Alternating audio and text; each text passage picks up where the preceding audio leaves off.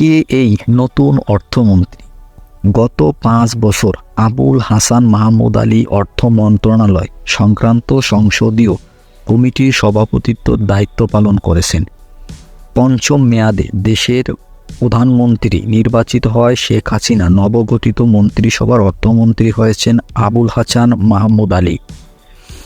এই আবুল হাসান মাহমুদ আলী নতুন মন্ত্রীদের শপথবাক্য পাঠ গ্রহণে উপস্থিত ছিল, যেখানে শপথবাক্য পাঠ করায় রাষ্ট্রপতি মোহাম্মদ শাহাবুদ্দিন। নতুন মন্ত্রিসভায় 25 জন মন্ত্রী এবং 11 জন প্রতিমন্ত্রী রয়েছে।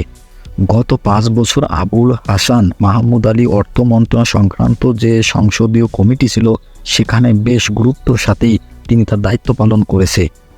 যার সুফল প্রধানমন্ত্রী তাকে বর্তমানে অর্থ মন্ত্রণালয়ের বড় একটা দায়িত্ব দিয়েছে, যেখানে তাকে মন্ত্রী হিসাবে সিলেক্ট করা হয়েছে।